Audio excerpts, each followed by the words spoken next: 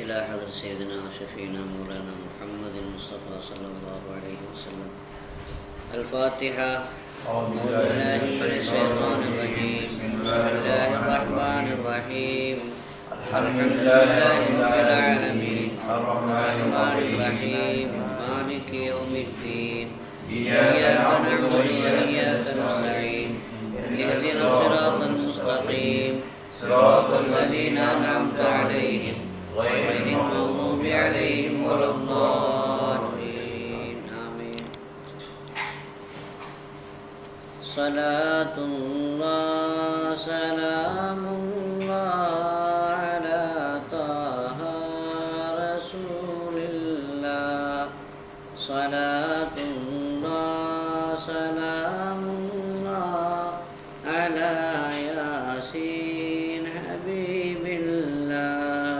صلاة الله سلام الله على طه رسول الله. صلاة الله سلام الله على ياسين حبيب الله. توسلنا ببسم الله وبالهادي رسول الله وكل مجاهد لله وأهل البدر يا الله. صلاة الله سلام الله على طه رسول الله.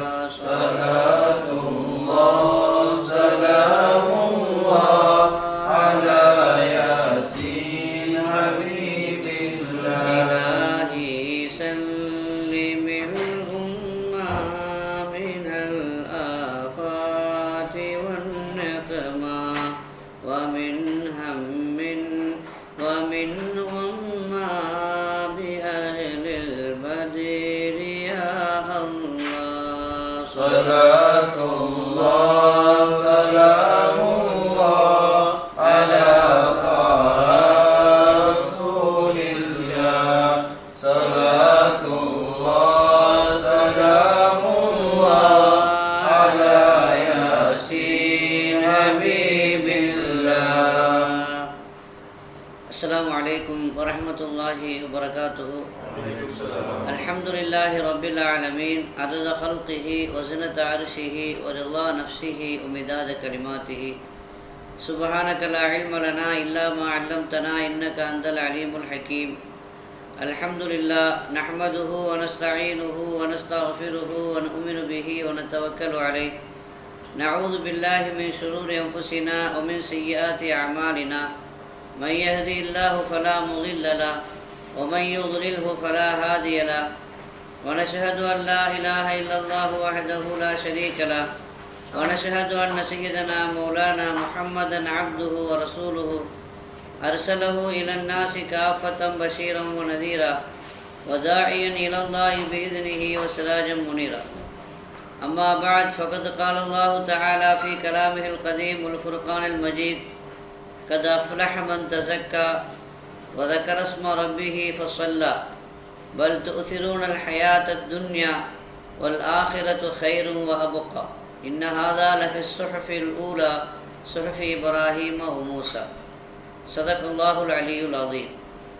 قال سيد الأنبياء والمرسلين محمد رسول الله صلى الله عليه وسلم نعمتان مغبون فيهما كثير من الناس الصحة والفراغ.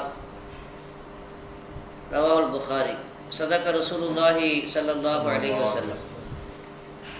கண்மணி நாயகம் ரசூலே கரீம் ஸல்லல்லாஹு அலைஹி வஸல்லம் அவர்களின் பாக்கியம் நிறைந்த உம்மத்துக்களே, சகோதர சகோதரிகளே, அல்லாஹ்வுக்கு சுப்ஹானஹு இந்த ஒன்று கூடுதலின் மூலமாக நல்ல விஷயங்களை கேட்கவும் அதை சொல்லவும் நமக்கு பாக்கியம் அளித்திருக்கிறான். அல்லாஹு எதை கேட்டோமோ எதை நாம் சொன்னோமோ அதன்படி நடப்பதற்கும் நமக்கு தௌஃபீக் செய்வானாக. நாம் இந்த உலகத்திலே வாழ்கிறோம், அதாவது துன்யாவிலே வாழ்கிறோம். வாழ்க்கை என்பது இந்த உலகத்தோடு முடிந்து விடக்கூடிய ஒன்றல்ல. பயணம் என்பது தொடரக்கூடியது. நாம் இந்த உலகத்தை விட்டும் மறைந்த பிறகு அதற்கு பிறகும் வாழ்க்கை என்பது இருக்கிறது. அதற்கு மறு உலகம் என்று சொல்கிறோம், ஆகிரத் என்று சொல்கிறோம். சுருக்கமாக நாம் உங்களுக்கு புரிய வைக்க வேண்டும் என்றால், துன்யா இது இந்த உலகம். மரணத்திற்கு பிறகு 2 கட்டம் இருக்கிறது. ஒன்றாவது பர்சக். பர்சக் என்று சொன்னால் திரை உலகம். திரை உலகம் என்று சொன்னால் நம்முடைய கவனம் வேறு எங்கும் சென்று விடக்கூடாது. அதாவது மரணத்திற்கு பிறகு உள்ள வாழ்க்கை, மண்ணறை வாழ்க்கை, அது வேறு எங்கோ இல்லை, இங்கு தான் இருக்கிறது. ஆனால் நமக்கும் அந்த உலகத்திற்கும் ஒரு திரை இருக்கிறது, பார்க்க முடியாது. ஆனால் அவர்கள் நம்மை பார்ப்பார்கள், நாம் சொல்வதை கேட்கிறார்கள், நம்மை விட அதிகமாக அவர்கள் கேட்கிறார்கள். ஆனால் பதில் சொல்ல முடியாது. இதற்கு பிறகு உலகத்திற்கு ஒரு மரணம் இருக்கிறது. அந்த உலகத்திற்கு மரணம் வந்த பிறகு, உலகமே அழிந்த பிறகு மஹ்ஷர் மைதானம், அதற்கு பிறகு கேள்விகளுக்கு விசாரணை, அதற்கு பிறகு தீர்ப்பு, சொர்க்கம் நரகம். இது ஃபைனல், கடைசி கட்டம். சுருக்கமாக இந்த உலகம் மறு உலகம், 2 உலகமும் 2 உலகத்திற்காக வேண்டியும் நாம் பாடுபட வேண்டும், 2 உலகத்திற்காக வேண்டியும் நாம் உழைக்க வேண்டும். இந்த துன்யாவுக்காக வேண்டிய ஆகிரத்தை வீணாக்கிக் கொள்வதும், ஆகிரத்திற்காக வேண்டிய துன்யாவை வீணாக்கிக் கொள்வதும் அது ஏற்புடைய ஒன்றல்ல. எனவே ரசூலுல்லாஹி ஸல்லல்லாஹு அலைஹி வஸல்லம் போதித்த இஸ்லாம் எப்படிப்பட்டது என்று சொன்னால், துன்யாவுக்காக வேண்டியும் நீங்கள் வேலை செய்யுங்கள், ஆகிரத்திற்காக வேண்டியும் வேலை செய்யுங்கள், 2 உலகத்திற்காக வேண்டியும் நீங்கள் பாடுபடுங்கள். ஆனால் ஒரு கண்டிஷன், துன்யாவில் நீங்கள் எவ்வளோ காலம் இருப்பீங்களோ அதுக்கு தகுந்த அளவு வேலை செய்யுங்க. ஆகிரத்தில் எவ்வளோ காலம் நீங்கள் இருக்க போகிறீங்களோ அதுக்கு தகுந்த அளவு நீங்கள் வேலை செய்யுங்க. பயணம் இருக்குது, ஒரு நாள் பயணமும் இருக்குது, ஒரு வார பயணமும் இருக்குது, ஒரு மாத பயணமும் இருக்குது, ஒரு வருஷம் பயணமும் இருக்குது, பல வருஷங்கள் மேற்கொள்ளக்கூடிய பயணமும் இருக்குது. ஆனால் எல்லா பயணத்திற்கும் நம்முடைய ஏற்பாடு ஒரே மாதிரி இருக்குமா? இருக்காது. ஒரு நாள் பயணத்துக்கு சும்மா கூட போயிட்டு வந்துடலாம். ஆனால் கொஞ்சம் நாள் கூடும் பொழுது பயணத்திற்குண்டான ஏற்பாடுகளை நாம் அதிகமாக செய்ய வேண்டியது இருக்கிறது. அதே போலத்தான் இந்த உலகத்தினுடைய வாழ்க்கை என்பது எவ்வளோ மிஞ்சி மிஞ்சி போனால், இந்த உம்மத்தை பொறுத்த வரைக்கும் ரசூலுல்லாஹி ஸல்லல்லாஹு அலைஹி வஸல்லம் சொன்னார்கள், அஅமாரு உம்மத்தி, என்னுடைய உம்மத்தினுடைய ஆயுள் காலம் மாபைன 70 வ 60, 60க்கும் 70க்கும் இடையில் உள்ளதுன்னு சொன்னாங்க. முந்தின சமுதாயத்தினுடைய ஆயுள் காலம்ங்கிறது பல 100 வருஷங்கள் வாழ்ந்திருக்கிறார்கள், 1000 வருஷங்கள் வாழ்ந்திருக்கிறார்கள். ஆனால் இந்த உம்மத்தினுடைய ஆயுள் காலம் பல 100 வருஷங்கள் அல்ல, 100 வருஷம் தாண்டதே பெரிய விஷயம். அதாவது நூஹ் நபி அலைஹிஸ்ஸலாமுடைய காலத்தில் ஒரு பெண்மணி அழுது கொண்டிருந்தார்கள். நூஹ் அலைஹிஸ்ஸலாம் அந்த வழியாக கடந்து போனார்கள். ஏம்மா அழுவீங்கன்னு கேட்டாங்க. என் குழந்தை இறந்து போச்சு அப்படின்னு சொன்னாங்களாம் அந்த அம்மா. உன் குழந்தைக்கு எத்தனை வயசுமான்னு கேட்டாங்க. 120 வயசுன்னு சொன்னாங்க. 120 வயசில் இறந்துருக்குது, ஆனால் அது குழந்தைன்னு சொல்கிறாங்க. அப்போ நூஹ் அலைஹிஸ்ஸலாம் சொன்னாங்க, 120 வயசுக்கு இறந்த பிறகு 120 வயசு வாழ்ந்த பிறகு இறந்து போன அந்த குழந்தைக்கான அழுகிறாய். ஒரு காலம் வரும், ஒரு நபி வருவாங்க, அவங்க உம்மத்தினுடைய ஆயிலே மொத்தமே 100 வருஷம் கூட இருக்காது, கொஞ்சம் தான் இருக்கும் அப்படின்னு சொன்ன உடனே அந்த அம்மா சொன்னாங்களா, அப்படியா மொத்தமே 100 வருஷம் கூட இருக்காதா அப்படின்னா அந்த உம்மத்து வீடே கட்ட மாட்டாங்களே, மரத்தடியிலே வாழ்ந்து விட்டு போயிடுவார்களோ அப்படின்னு சொன்னாங்களாம். ஆனால் அவங்க இன்றைக்கி குரல் போது பார்த்தா தெரியும், மரத்தடியில் நாம் வாழ்கிறோமா அல்லது அதாவது வானுயர மாளிகைகளில் வாழ்ந்து கொண்டு இருக்கிறோமாங்கிறது. அப்போ என்னென்னா 120 வயசு அப்படிங்கிறது அந்த காலத்தை பொறுத்த வரைக்கும் அது ஒரு வயசே அல்ல, அது குழந்தை பருவம். ஆனால் இந்த உலகத்தை நம்ம காலத்தை பொறுத்த வரைக்கும் நம்முடைய ஆயுளே 60 வயசு அல்லது 70 வயசு தான். நம்ம சாதாரணமாக சில சமயத்தில் அறிமுகப்படுத்துகிறோம். அப்படி அறிமுகப்படுத்தும் பொழுது தேவையே இல்லை, ஆனால் சொல்கிறோம் அவருக்கு 90 வயசு ஆகுதுங்க, அவருக்கு 100 வயசு ஆகுதுங்கன்னு சொல்கிறோமா இல்லையா? அதுக்கு என்ன அர்த்தம்? இன்னும் போய் சேராமல் இருக்கிறாருன்னு அர்த்தம். இல்லைன்னா சொல்ல வேண்டிய தேவையில்லை, அவர் இருந்துட்டு போகிறார், நமக்கு என்ன.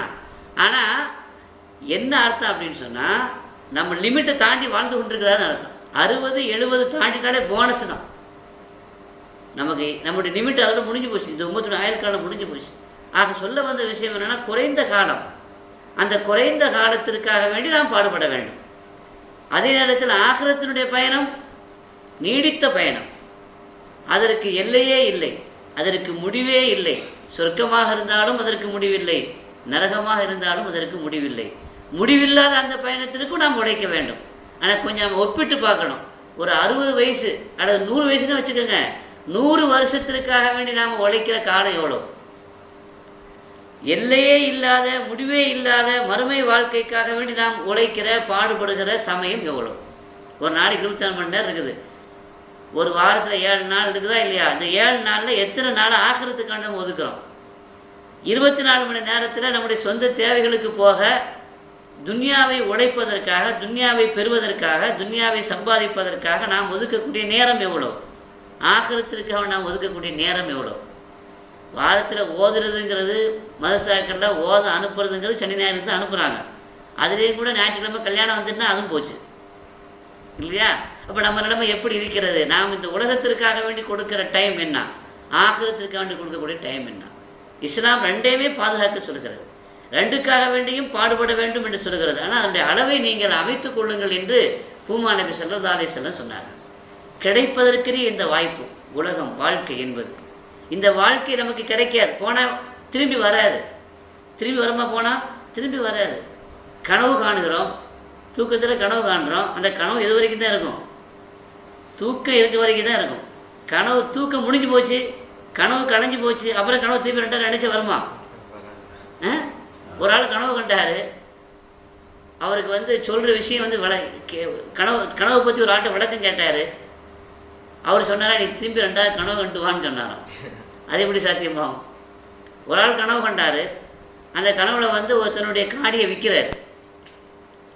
இவர் 5 லட்ச ரூபா, 5 lakhs சொல்கிறார். அவன் 1 லட்சத்தை நான் வாங்குவேன்னு சொல்கிறான். தர்க்கம், வாதம் நடக்குது. இவர் 5 lakhs சொல்லா, 5 lakhs அப்படின்னு இவர் சொல்லா. அவன் நான் 1 lakhs தான் நான் 1 lakh தான் நான் என்ன செய்ய கொடுக்குறேன் அப்படின்னு அவன் சொல்ல. இப்படி தர்க்கத்தில் கனவு முடிஞ்சு போச்சு. முடிச்சிட்டார். முடிச்சு பார்த்தா 1 லட்சத்தையும் காணும், 5 லட்சத்தையும் காணும். உடனே கண்ணை மூடிட்டு பரவாயில்ல 1 லட்சமாக கொடுப்பான்னாராம். நடக்குமா? முடியாது. இந்த உலகம்ங்கிறது அதே மாதிரி தான், கனவு மாதிரி தான். அந்த கனவு முடிந்து விட்டால், உறக்கம் கலைந்து விட்டால், அதற்கு பிறகு இந்த உலக வாழ்க்கையை நம்ம திரும்ப பெறவே முடியாது. வாய்ப்பு என்பது திரும்ப திரும்ப நமக்கு கிடைக்காது. வாய்ப்பு என்பது வாசலை ஒரு முறை தான் தட்டும். அதை நாம் சரியாக பயன்படுத்தி கொள்ள வேண்டும். ஒழுங்காக, முறையாக நாம் அதை பயன்படுத்தி கொள்ளவில்லை என்று சொன்னால் நமக்கு கை சேதம்தான் ஏற்படும். அந்த வகையில் இந்த சொற்ப காலத்தை, இந்த சொற்ப உலகத்தை ஆகிரத்திற்காக வேண்டியும் இந்த உலகத்திற்காக வேண்டியும் பயனுள்ள விதத்தில் அதை எப்படி கழிப்பது என்பதை ஞாபகப்படுத்துவதற்காக இது மாதிரியான நிகழ்ச்சிகள் நமக்கு அவசியமாகிறது. நாம் இப்பொழுது ஒதுக்கி இருக்கிறோம் இந்த நேரத்தை, இது ஆகிரத்திற்காக நாம் ஒதுக்கி இருக்கிறோம். மறுமை வாழ்க்கைக்காக வேண்டி இந்த உலகத்தினுடைய வாழ்க்கையை நாம் எப்படி ப்ரோக்ராம் பண்ணி கொள்ளலாம், நாம் எப்படி சரியாக்கி கொள்ளலாம் என்பதை தீர்மானிப்பதற்காக, என்பதை நாம் தேர்வு செய்வதற்காக வேண்டி இந்த நேரத்தை ஒரு மாதத்தில் ஒரு நேரமாவது, 1 மணி நேரமாவது நாம் அதை ஒதுக்கி செலவு செய்கிறோம், சிந்திக்கிறோம் என்று சொன்னால் அது பயனுள்ளது, அது அர்த்தம் உள்ளது. அல்லாஹ் குர்ஆன் ஷரீஃபிலே சொல்லுகிறான், வல் அஸ்ரி, காலத்தின் மீது சத்தியமாக, இன்னல் இன்சான லஃபீ ஹுஸ்ரின், மனிதர்கள் நஷ்டத்தில் இருக்கிறார். நாம் நினைத்து கொண்டிருக்கிறோம் மனிதர்கள் அதாவது வெற்றியிலே இருக்கிறோம், லாபத்தில் இருக்கிறோம். ஆனால் அல்லாஹ் சொல்லுகிறான் மனிதர்கள் நஷ்டத்தில் இருக்கிறார். 4 சாராரை தவிர, இல்லல்லதீன ஆமனு, ஈமான் கொண்டவர்கள், நம்பிக்கை கொண்டவர்கள். நம்பிக்கை கொண்டால் மட்டும் பத்தாது, அமிலு ஸாலிஹாத்தி, சாலிஹான நற்கர்மங்கள் செய்தார்கள், நல்ல அமல்கள் செய்தார்கள். ஒத்தவாசவ் பில் ஹக்கி, உண்மையை பரஸ்பரம் எடுத்து சொன்னார்கள். ஒத்தவாசவ் பில் சபரி, பொறுமையை கொண்டும் பரஸ்பரம் எடுத்து சொன்னார்கள். இவர்களை தவிர மற்ற எல்லோரும் நஷ்டத்திலே இருக்கிறார்கள். நாம் இப்பொழுது சீர்தூக்கி பார்க்க வேண்டும், சிந்தித்து பார்க்க வேண்டும். வெற்றி பெற்றவர்கள் இந்த 4 பேர், இந்த 4 சாரார். இந்த 4 சாராரில் 4 குரூப்பில் நாம் இருக்கிறோமா என்பதை நாம் சீர்தூக்கி பார்ப்பதற்காக வேண்டி இந்த நேரத்தை நாம் பயன்படுத்தி கொள்ள வேண்டும். காலம் பொன் போன்றது என்று சொல்லுவார்கள். அப்படின்னா என்னங்க அர்த்தம்? அது கோல்டை விட, டைம் இஸ் கோல்டுன்னு சொல்கிறாங்க இல்லையா, அதை விட மேலானது அப்படின்னு சொல்கிறாங்க. ஆனால் இந்த உதாரணமே அவ்வளோ சரியான உதாரணம் சொல்ல முடியாது. ஏன்னா கோல்டை விட, தங்கத்தை விட காலம் உயர்வானது. அதோடு ஒப்பிட முடியாது. ஏன் ஒப்பிட முடியாது? தங்கம் இருக்குத, அதை காசு கொடுத்து வாங்க முடியும். நம்மள்கிட்ட 10 கிலோ தங்கம் இருந்துச்சு, தங்கம் போயிடுச்சுன்னு வச்சுக்கோங்க, கொள்ளையடிச்சிட்டு போயிட்டாங்க, அல்லது செலவழிச்சு தீர்ந்து போச்சு. திரும்ப நம்ம சம்பாத்தியம் பண்ணி திரும்ப காசு கொடுத்து அந்த கோல்டை நம்ம என்ன செய்ய முடியும்? வாங்க முடியும். ஆனால் போன காலத்தை திரும்பி வாங்க முடியுமா? போன செகண்டை திரும்ப வாங்க முடியுமா? அப்போ தங்கத்தை போலவாது இல்லை, தங்கத்தை விடவும் ரொம்ப உயர்வானது, ரொம்ப அதிகமானது. பின்ன காலம் எப்படி, அதுக்கு உதாரணம் சொல்லணுமானா ஒல் ஆசிரி, காலத்துமே சத்தியமாக என்று அல்லாஹ் சொல்கிறான். இந்த காலத்துக்கு உதாரணம் சொல்லணுமானா என்ன உதாரணம் சொல்கிறது? ஹசன் பஸ்ரி ரஹ்மத்துல்லாஹி அலைஹி அவர்கள் சொல்கிறார்கள், நான் ஒரு முறை கடைத்தெருவுக்கு வந்தேன். கடைத்தெருவில் வந்த பொழுது ஒரு ஐஸ் வியாபாரி ஐஸ் விற்று கொண்டிருந்தான். அப்படி ஐஸ் வியாபாரி ஐஸ் விற்று கொண்டு இருக்கிற பொழுது அவன் சொன்ன வாசகம் இருக்கிற, இன்னைக்கு விளம்பர யுகம். ஒரு ஒரு ஒரு பொருளை விற்கணுமானா விளம்பரம் பண்ணணும். எந்த அளவுக்கு விளம்பரம் பண்ணுறானோ அந்த அளவுக்கு விற்பனை ஆகுது. விளம்பர யுகத்தில் வாழ்ந்து கொண்டு இருக்கிறோம். விதவிதமான விளம்பரம், கவர்ச்சிகரமான விளம்பரம், வாடிக்கையாளர்களை ஈர்க்கக்கூடிய, சுண்டி இழுக்கக்கூடிய வாசகங்களை கொண்டு என்ன செய்கிறார்கள்? அப்படிப்பட்ட விளம்பர யுகத்தில் வாழ்ந்து கொண்டு இருக்கிறோம். அப்போ அந்த ஐஸ் வியாபாரி மக்களை எல்லாம் தன் பக்கம் ஈர்ப்பதற்காக அவன் சொன்ன வாசகம் இருக்குது, எல்லாரையும் கவர்ந்தது. இரஹமு மை யதூபு ரஹசு மாலிஹி, இரஹமு மை யதூபு ரஹசு மாலிஹி என்று சொல்லி சொல்லி அதை விற்றான். எல்லாரும் அந்த கூட்டமெல்லாம் அலமோதுச்சு. ஏன்னா அவன் சொன்ன வாசகம் என்னன்னா, மூலதனம் உருகி கொண்டிருக்கக்கூடியவனுக்கு இரக்கம் காட்டுங்கள், மூலதனம் உருகி கொண்டிருக்கக்கூடியவனுக்கு இரக்கம் காட்டுங்கள்னு சொன்னான். ஐஸ் வியாபாரி ஐஸ் வியாபாரம் பண்ணுறான், அவனுடைய மூலதனம் எது? ஐஸு. ஐஸுங்கிறது இருந்துக்கிட்டே இருக்குமா, உருகிட்டே இருக்குமா? உருகிட்டே தான் இருக்கும். வெயில் காலம், சூடு வேறு. நீங்கள் லேட்டாக வாங்கலாம், சாயந்தரம் வாங்கலாம், பிறகு வாங்கலாம், வர்ற வரைக்கும் ஐஸ் இருக்குமா? இருக்காது. எனவே மூலதனம் ஐஸ் உருகி கொண்டிருக்கிறது. மூலதனம் உருகி கொண்டிருக்கக்கூடியவனுக்கு நீங்கள் இரக்கம் காட்டுங்கள். ஒரு வியாபாரத்தில் லாபங்கிறது எப்போ வரும்? 1,00,000 ரூபா நம்ம மூலதனம் பண்ணியிருக்கிறோம், நமக்கு வியாபாரம் லாபத்தில் ஓடுதா நஷ்டத்தை ஓடுதாங்கிறது எப்படி கணிக்கிறது? நமக்கு 1,00,000 ரூபாய்க்கு மேலே பணம் வரணும்ல. 1,00,000 ரூபா கிடச்சி மூலதனத்தில் சேதாரம் நஷ்டம் இல்லாமல் ஒரு 1000 ரூபா கூட கிடைச்சா கூட லாபம் தான் இல்லையா? ஆனால் கூடுதலாக 1000ம் கிடைக்கல, இந்த மூலதனமும் குறைஞ்சிக்கிட்டே இருக்கு வச்சுக்கோங்க. 1,00,000 ரூபா இருந்தது, அது கொஞ்சம் 1000 குறைஞ்சி, அப்புறம் ஒரு 1000 குறைஞ்சி 10,000 குறைஞ்சி 90,000 ஆயிடுச்சு. அப்போ அது லாஸ்ட் தானே அது. இப்போ மூலதனம் குறையக்கூடாது. மூலதனம் குறையாமல் இருந்தாலே நமக்கு நஷ்டம்தான். குறையாமல் இருந்தாலே அப்படியே இருக்குது, ஆனால் கூடலை, அதுவே நஷ்டம். மூலதனமே குறைஞ்சா அது ரொம்ப லாஸ். அப்போ அதே மாதிரி அரிசி வியாபாரம் பண்ணுறோம், துணி ஜவுளி வியாபாரம் பண்ணுறோம் அப்படின்னா அந்த துணி அப்படி இருக்கும், வாங்குற வரைக்கும் அது அப்படி இருக்கும். அரிசியும் கூட வாங்குற வரைக்கும் அப்படி இருக்கும். ஆனால் ஒரு ஐஸ் கட்டியை கொண்டு போய் வெயிலில் கொண்டு வச்சுட்டா, வெயில் கடுமையான சூடாக இருக்கும் பொழுது அந்த ஐஸ் உருகி கொண்டே இருக்கிறது. இப்போ அவன் சொல்கிறான், மூலதனம் உருகி கொண்டு இருக்கிறவனுக்கு நீங்கள் இரக்கம் காட்டுங்கள். ஹஜ்ரத் ஹசன் பஸ்ரி ரஹ்மத்துல்லாஹி அலைஹி சொன்னார்கள், எனக்கு சூரா உல் அஸ்ருடைய தஃப்சீர் வழங்கிவிட்டது. அல்லாஹ் சொன்னானே, காலத்தின் மீது சத்தியமாக மனிதர்கள் நஷ்டத்தில் இருக்கிறார்கள் என்று அல்லாஹ் சொன்னானே, அந்த சூராவுடைய அந்த ஆயத்தினுடைய தஃப்சீர் விளக்கவர்களுக்கு விளங்கிவிட்டது. ஏனென்றால் காலம் என்பது ஐஸ் கட்டியை போல, காலம் என்பது ஐஸை போல, வாழ்க்கை என்பது ஒரு வியாபாரம். அந்த வியாபாரத்தில் மூலதனமே என்னதான்? ஆயுள் தான், நம்முடைய வயசு தான். ஆனால் அந்த வயசு இருக்க இருக்க குறைஞ்சிக்கிட்டே இருக்குதா, அது கூடிக்கிட்டு இருக்குதா? குறைஞ்சிக்கிட்டே இருக்குது. மூலதனம் குறைஞ்சிக்கிட்டே இருக்குது. அழகாக அல்லாஹ் சொன்னான், காலத்தை மீது சத்தியமாக, காலம்ங்கிறது ஐஸை போல, எப்படி ஐஸ் உருகி கொண்டிருக்கிறதோ அதே மாதிரி காலமும் உருகி கொண்டே இருக்கிறது, அது கரைந்து கொண்டே இருக்கிறது. அப்போ அந்த கரைந்து கொண்டிருக்கிற அந்த காலம், அந்த ஆயுள் காலம் முடிந்து போவதற்கு முன்பாக, தீர்ந்து போவதற்கு முன்பாக நாம் இந்த உலகத்திற்காக வேண்டியும் தேடிக்கொள்ள வேண்டும், மறு உலகத்திற்காக வேண்டியும் தேடிக்கொள்ள வேண்டும். இப்படி தேடிக்கொண்டவர்கள் வெற்றி பெற்றார்கள், அப்படி தேடிக்கொள்ளாதவர்கள் நஷ்டம் அடைந்தார்கள் என்று அல்லாஹ் சொல்கிற அந்த ஆயத்திற்கு விளக்கம் எனக்கு விளங்கியது என்று சொன்னார்களே. சங்கைக்குரிய அல்லாஹ்வுடைய நல்லடியார்களே, நாம் இந்த உலகத்திற்காக வேண்டி பாடுபடலாம், தப்பில்லை. இந்த உலகம் கெட்டதா? சில பேர் பேசுவாங்க, அதாவது இந்த உலகத்தை துறக்க வேண்டும், இந்த உலகம் நமக்கு ஆபத்தானது, இந்த உலகம் அழிவானது, எல்லாம் சரிதான். ஆனால் இஸ்லாம் அப்படி சொல்லலை. இந்த உலகமாக இருந்தாலும் மறு உலகமாக இருந்தாலும் ரெண்டுமே தேவை, ரெண்டுமே அவசியம்தான். இந்த உலகமே வேண்டாம் என்றால் அல்லாஹ் ஏன் இந்த உலகத்தை படைத்தான்? இந்த உலகமே நமக்கு அவசியம் இல்லை என்று சொன்னால் ஏன் நமக்கு இந்த உலகத்தில் வாழ வேண்டும்? எனவே நிஅமல் மாலு சாலிஹு லிர் ரஜுலி சாலிஹி கால ரசூலுல்லாஹி ஸல்லல்லாஹு அலைஹி வஸல்லம். ஸல்லல்லாஹு அலைஹி வஸல்லம் சொன்னாங்க, செல்வம் நல்லது தான், பணம் என்பது ரிங்கிட்டுங்கிறது நல்லது தான். யாருக்கு நல்லது? நல்லவனுக்கு நல்லது, கெட்டவனுக்கு அது கெட்டது. ஏன்னா நல்லவனாக இருந்தால் அந்த செல்வத்தை நல்ல வழிகளில் செலவு செய்வான், நல்ல முறையிலே அதை பயன்படுத்துவான். கெட்டவனாக இருந்தால் அந்த பணத்தை தீய வழிகளிலே செலவு செய்வான். இது இதை போல ஒரு கனவு கண்டான். அந்த கனவில் பாங்கு சொல்கிற மாதிரி கனவு காண்டான். பாங்கு சொல்கிற மாதிரி கனவு காண்றது நல்ல கனவா கெட்ட கனவா? நல்ல கனவு அப்படின்னு நமக்கு தெரியுது. ஆனால் அது எல்லாருக்கும் நல்ல கனவு இல்லை. நல்லவன் கனவு கண்டா தான் நல்லது அவனுக்கு. கெட்டவன் அந்த மாதிரி கனவு கண்டா அவனுக்கு அது கெட்டது. ஒரே கனவு தான், ஆனால் கனவு காணக்கூடிய ஆளை பொறுத்து அதனுடைய தாபீர் மாறுபடுது. நல்லவங்க தொழுகையாளி சாலிகான மனிதர் ஸ்ரீதேவி அவங்க இந்த மாதிரி கனவு காண்றாங்க, பாங்க சொல்கிற மாதிரி கனவு கண்டாங்கன்னா ஹஜ்ஜுக்கு போவாங்க, அவங்களுக்கு ஹஜ்ஜுடைய நசீபு கிடைக்கும்.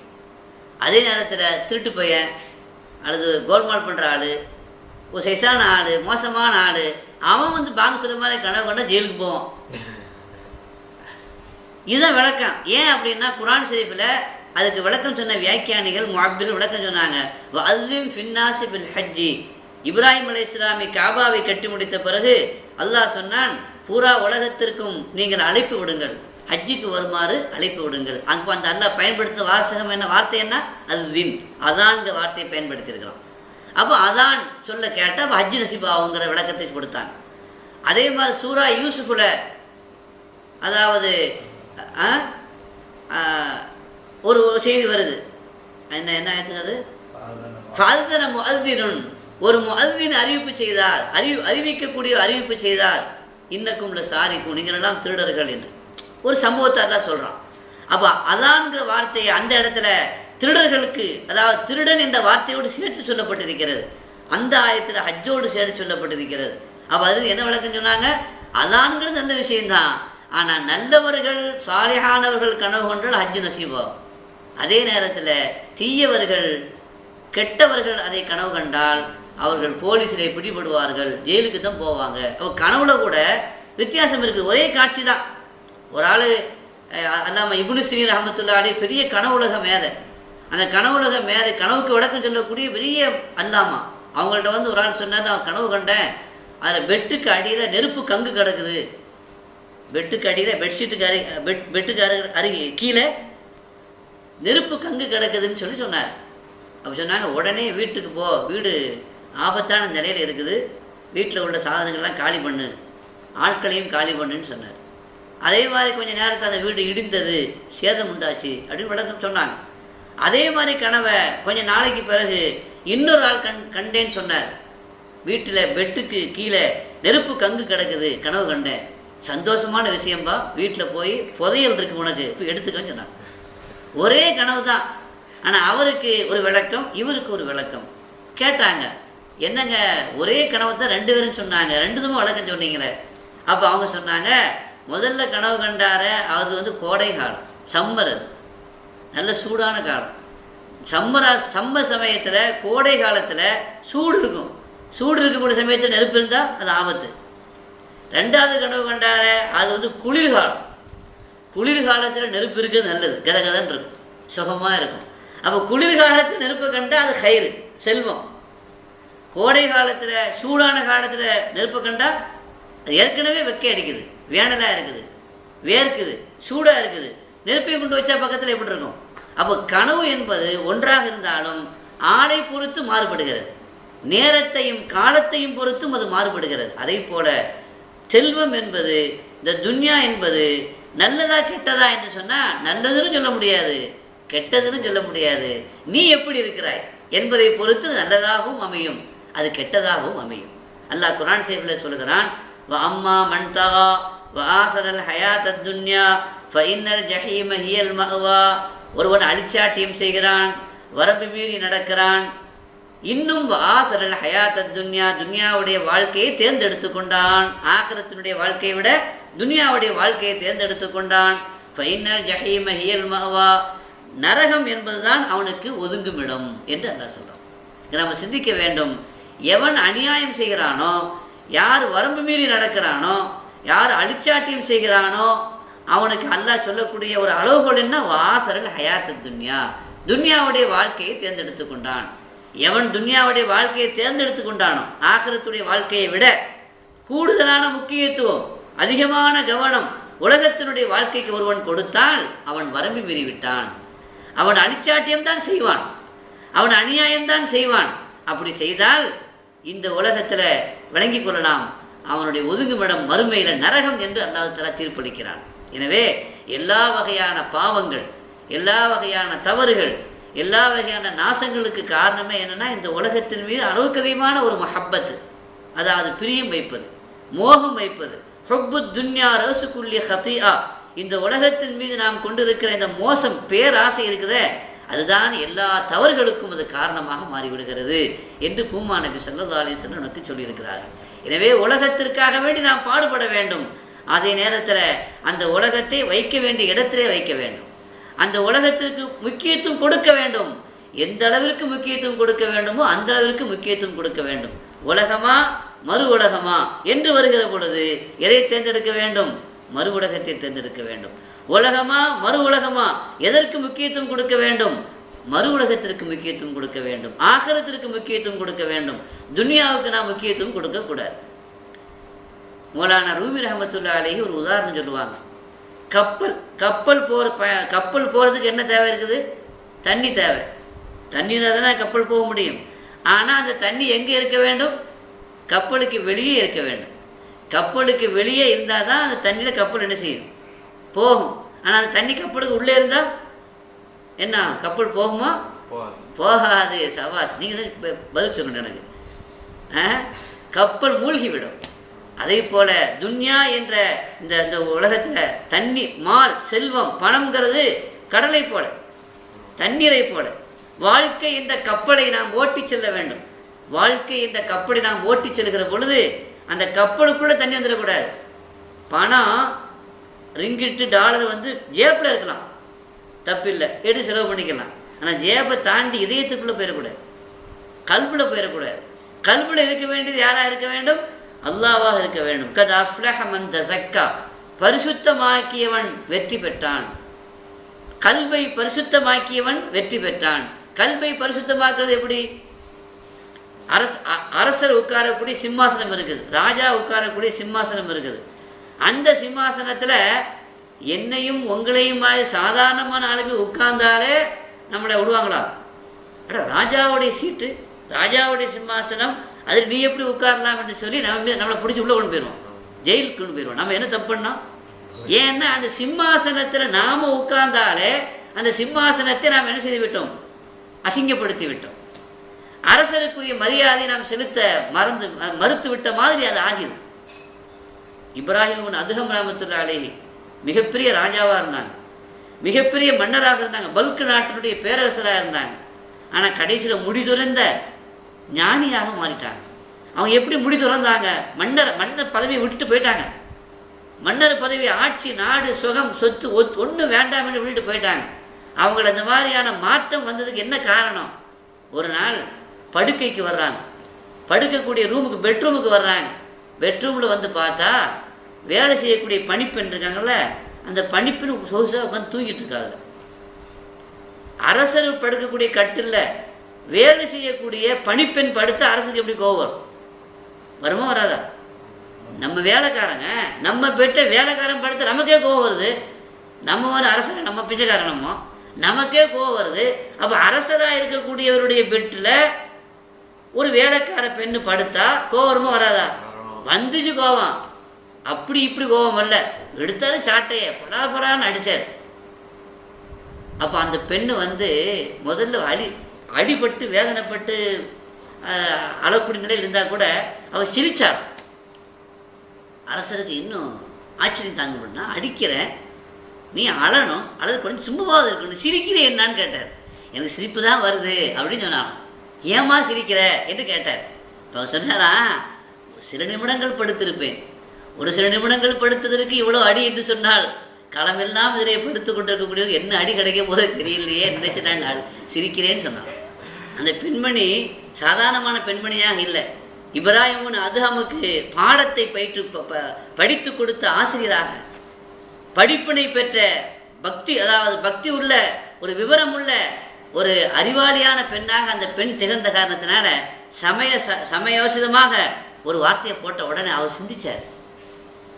அது அவருடைய வாழ்க்கையில் மிகப்பெரிய மாற்றத்துக்கு காரணமாயிடுச்சு. சொல்ல வந்த விஷயம் என்னன்னா, அப்போ அரசர் உட்காரக்கூடிய அந்த சேரில், அந்த சிம்மாசனத்தில் நம்மளை மாதிரி சாதாரணமான ஆள் உட்கார்ந்தாலே அதுக்கு அவமரியாதை. அப்படி இருக்கும் பொழுது அங்கே கொண்டு போய் ஒரு நாயை கொண்டு போய் உட்கார வச்சா அது வந்து அவமரியாதையா இல்லையா? அதே மாதிரி தான் இந்த கல்பு இருக்கு பாருங்க, இதயம். இது அல்லாஹ்வுடைய சிம்மாசனம். அல்லாஹ் வந்து இருக்க வேண்டிய ஒரு இடம், அல்லாஹ் ஆட்சி செய்ய வேண்டிய ஒரு இடம்.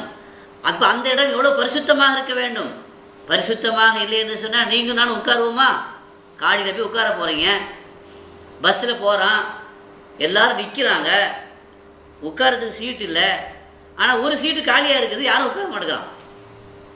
ஏன் உட்கார மாட்டேங்க? சீட் காலியாக தான் இருக்குதே, போய் உட்காரலாமேன்னு அங்கே போய் போனால் அங்கே யாரோ வாந்தி எடுத்து வச்சுருக்கான் அந்த சீட்டில். உட்காருவானா? சீட்டு காலியாக தான் இருக்குது, உட்கார மாட்டான். ஏன்? அசிங்கமாக இருக்குது.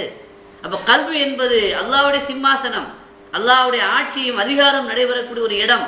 அப்போ அந்த கல்பில் அல்லாஹ் வந்து இருக்க வேண்டும் என்றால், அல்லாஹ்வுடைய ஆட்சி அங்கே நிலைபெற வேண்டும் என்றால் அந்த கல்பு எப்படி இருக்க வேண்டும்? பரிசுத்தமாக இருக்க வேண்டும். பரிசுத்தமாக இல்லை என்று சொன்னால் அந்த கல்விலே அல்லாஹ்வுடைய ஆட்சி வராது, அல்லாஹ்வுடைய அரிசாக அது இருக்காது. கல்வி எப்போ பரிசுத்தமாகும்? கல்வி எப்போ அசிங்கமாகும் என்று சொன்னால், கல்விலே நாம் இந்த உலகத்தை கொண்டு போய் வைத்தால், துன்யாவை கொண்டு போய் கல்விலே வைத்தால் அது அசிங்கம். நபிகள் நாயகம் ஸல்லல்லாஹு அலைஹி வஸல்லம் சொல்கிறாங்க, போய்கொண்டிருந்தாங்க. அப்படி போய்கொண்டு இருக்கிற பொழுது ஒரு சின்ன ஆட்டுக்குட்டி இறந்து கிடந்தது. அப்போ பெருமானார் ஸல்லல்லாஹு அலைஹி வஸல்லம் சஹாபாக்கள்கிட்ட கேட்டாங்க, இந்த இறந்த ஆட்டுக்குட்டிக்கு உங்களிடத்துல மதிப்பு இருக்கிறதா? இதை காசு கொடுத்து வாங்குவீங்களான்னு கேட்டாங்க. சும்மா கொடுத்தா வாங்க மாட்டேன்னாங்க. இறந்த ஆட்டுக்குட்டி, செத்து போனது, அதை போய் யார் வாங்குவா? சும்மா கொடுத்தாலும் வேண்டாம் தானே சொல்லுவோம். அப்போ காசு கொடுத்து வாங்குறது அப்புறம், சும்மா கொடுத்தாலே வாங்க மாட்டோம். ரசூலுல்லாஹி ஸல்லல்லாஹு அலைஹி வஸல்லம் சொன்னாங்க, இதை விடவும் இந்த உலகம் என்பது அல்லாஹ்வுடைய பார்வையில் மதிப்பில்லாதது, அப்போ அசிங்கமானது, செத்த அந்த ஆட்டை போல. அந்த மாதிரி அசிங்கமான இந்த உலகத்தை நம்ம கல்புல கொண்டு போய் ஏற்றி வைத்தால் அப்போ கல்பு அசிங்கமாகி விடுகிறது, கல்பு அசுத்தமாகி விடுகிறது. ஜெயம் கிடைக்குமா? வெற்றி கிடைக்குமா? வெற்றி கிடைக்காது. அப்போ அந்த இருப்பிடத்துல யார் வந்து அமருவா? அல்லாஹ் அமர மாட்டான்.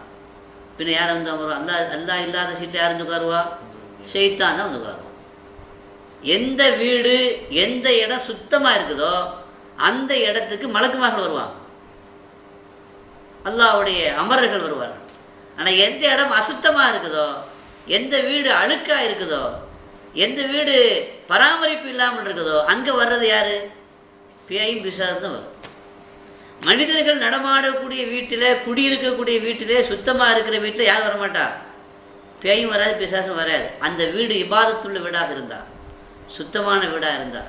ஒரு வீடு குடியே இல்லை, அதில் யாருமே பராமரிப்பு இல்லாமல் இருக்குது, ஒற்றடையாக இருக்குது. அப்போ அந்த வீட்டில் யார் வந்து குடியேறிடுவா? பேயும் பிசாசு வந்து குடியேறிடும். ரசூலுல்லாஹி ஸல்லல்லாஹு அலைஹி வஸல்லம் சொன்னாங்க, லா தஜஅலு புயூத்தக்கும் மகாபிரா, உங்கள் இல்லங்களை கபுருஸ்தானாக நீங்கள் ஆக்கி விடாதீர்கள். இல்லங்களை கபுருஸ்தானாக ஆக்கி விடாதீர்கள் என்று சொன்னால் என்ன அர்த்தம்? கபுருஸ்தானில் மையத்து அடக்கம் செய்யப்படும். வீடு வந்து கபுருஸ்தானாக ஆயிடுச்சு அப்படின்னா என்ன அர்த்தம்? வீட்டில் வந்து இருக்கக்கூடியவங்களாம் யார் ஆயிடுவாங்க? மையத்து. நாம் வந்து மையத்தாக இருக்கிறோம், நடமாடலாம் செய்கிறோம். அப்போ நாம் மையத்தாக இல்லாமல் இருக்க வேண்டும் என்றால் அல்லாஹ்வை திக்ரு செய்ய வேண்டும், அல்லாஹ்வை இபாதத் செய்ய வேண்டும், அல்லாஹ்வை வணங்கி வழிபட வேண்டும். அப்படி வழிபடுகிற பொழுது அந்த வீடு கபுருஸ்தானாக ஆகாது, நல்லவர்கள் வருவார்கள். அதே போல் கல்பு ஹயாத்தாக இருக்க வேண்டும் என்றால் அல்லாஹ்வை திக்ரு செய்ய வேண்டும், அல்லாஹ்வை நினைக்க வேண்டும். எந்த கல்பு அல்லாஹ்வை நினைக்கிறதோ அது உயிருள்ள கல்பு, எந்த கல்பு அல்லாஹ்வை மறந்து விட்டதோ அது செத்த கல்பு, இறந்து போன கல்பு. அல்லாஹ் நம்மை பாதுகாக்க வேண்டும். கத் அஃப்லஹ மன் தஸக்கா, பரிசுத்தமாக்கி கொண்டவன் ஜெயம் பெற்றான். யார் பரிசுத்தமானா? வதகர ஸ்ம ரப்பிஹி ஃபஸல்லா, அல்லாஹ்வுடைய திருநாமத்தை சொல்லி தொழுதான், திக்ர் செய்ய வேண்டும், அல்லாஹ்வை நினைக்க வேண்டும், அல்லாஹ்வை தொழ வேண்டும். இப்படி தொழுகிற பொழுது திக்ரோடு தொழ வேண்டும். தொழுகை இருக்கிறது நம்ம இடத்துல, ஆனால் திக்ரோடு தொழுகை இல்லை, நினைவோடு தொழுகை இல்லை. எத்தனை ரக்காத்து ஞாபகமே இல்லை. அதாவது ஒரு மிஷின் மாதிரி அல்லாஹ்வுக்கு தக்பீர் கட்டுறோம், ஒரு சனா வருது, ஒரு ஃபாத்தியா வருகிறோம், எல்லாம் ஆட்டோமேட்டிக்காக நடக்குது, கவனமே இல்லாமே நடக்குது. அந்த மாதிரியான தொழுகையில குணம் இல்லை. வதகர ஸ்ம ரப்பிஹி ஃபஸல்லா, திக்ரோடு தொழுதான். அப்படி திக்ரோடு, தியானத்தோடு, அல்லாஹ்வுடைய நினைவோடு தொழுதால் அந்த கல்வி பரிசுத்தமாயிடும். கல்வி பரிசுத்தமாயிட்டு அவன் என்ன ஆயிடுவான்? வெற்றி விடுவான் என்று சொல்லிவிட்டு அல்லாஹ் சொல்றான், கத் அஃப்லஹ மன் தஸக்கா, வதக்கர ஸ்ம ரப்பிஹி ஃபஸல்லா பல் துஸிரூனல் ஹயாத்தத் துன்யா. ஆனால் உங்கள் கல்பு அசுத்தமாக இருக்கிறது, உங்கள் கல்பு அழுக்காக ஆகிவிட்டது. ஏன் அழுக்காக ஆகிவிட்டது? நீங்கள் இந்த உலகத்தினுடைய வாழ்க்கையை தேர்ந்தெடுத்து கொண்டீர்கள். பல் துஸிரூனல் ஹயாத்தத் துன்யா. ஆனால் தேர்ந்தெடுக்க வேண்டியது எதை? ஆகிரத்தை, மறுமையை. ஒல் ஆகிரத்து ஹைரும் வ அபுகா. ஆகிரத் என்பது, மறுமை என்பது சிறந்தது, அது இன்னும் நிரந்தரமாக இருக்கக்கூடியது. ஒரு பொருள் இருக்குதுன்னா அந்த பொருளுடைய விலை எதை வச்சுக்க தீர்மானிக்கப்படுது? லாங் லைஃப் இருக்கான்னு கேட்குறான். கேரண்டி இருக்குதா அப்படின்னு கேட்குறான். லாங் லைஃபுக்கு கேரண்டின்னு சொன்னால் வாங்குகிறோம், அப்படி தானே? ஒன்றாவது குவாலிட்டி, தரத்தை பார்க்குறான். ரெண்டாவது லாங் லைஃப் வருமா அப்படிங்கிறதையும் பார்க்குறான். ஒரு பெரிய மாளிகை, பெரிய ஆடம்பரமான மாளிகை, நமக்கு சொந்தமான மாளிகை இல்லை, அதை விட அதில் தங்கிறத விட நமக்கு சொந்தமான ஒரு குடிசையில் இருக்கிறது நமக்கு கயிறு. ஏன்னா நமக்கு சொந்தமானது, நிரந்தரமானது. நம்மளை யாரும் அங்கேருந்து வெளியேறடா போகலான்னு சொல்ல முடியாது. ஆனால் எவ்வளோ பெரிய ஆடம்பரமாக இருந்தாலும் சொகுசாக இருந்தாலும் எப்போ வீட்டுக்காரன் போகலான்னு சொன்னால் வெளியே போயிடணும். இப்போ நமக்கு நிரந்தரம் இல்லை, நமக்கு சொந்தம் இல்லை. அதை விட சொந்தமானது தான் சிறந்ததாகவும், எது நிரந்தரமாக நீடிக்கக்கூடியதாக இருக்குமோ அதுதான் சிறந்ததாகவும் இருக்கும் என்றால் இந்த உலகம் சிறந்ததும் அல்ல, நிரந்தரமானதும் அல்ல. ஆகிரத்து சிறந்ததாகவும் இருக்கிறது, நிரந்தரமானதாகவும் இருக்கிறது. ஒல் ஆகிரத்து ஹைரும் வ அபுகா. அது சிறந்தது, அது நிலையானது. இந்த செய்தி குர்ஆனில் மட்டும் உள்ள விஷயம் அல்ல, இந்த வேதத்தில் மட்டும் சொல்லப்பட்ட செய்தி அல்ல. அல்லாஹ் என்ன சொல்கிறான்? ஃபீ சுஹஃபி இப்ராஹிம் வ மூசா. இதுதான் மூசா நபி அலைஹிஸ்ஸலாம் அவர்களுக்கு வழங்கப்பட்ட ஆகமங்கள், இப்ராஹிம் அலைஹிஸ்ஸலாம் அவர்களுக்கு வழங்கப்பட்ட அந்த ஆகமங்கள் அந்த அந்த அந்த வேதத்திலையும் சொல்லப்பட்ட செய்திகளாக இருக்கிறது என்று அல்லாஹ் நமக்கு அந்த வேதத்திலே சொல்கிறான். என்றால் நாம் வெற்றி பெற வேண்டும் என்று சொன்னால் இந்த உலகம் நம்முடைய கல்விலே வராமல் பாதுகாத்து கொள்ள வேண்டும். உலகத்திற்காக வேண்டியும் உழைக்க வேண்டும், உலகத்திற்காக வேண்டியும் பாடுபட வேண்டும்.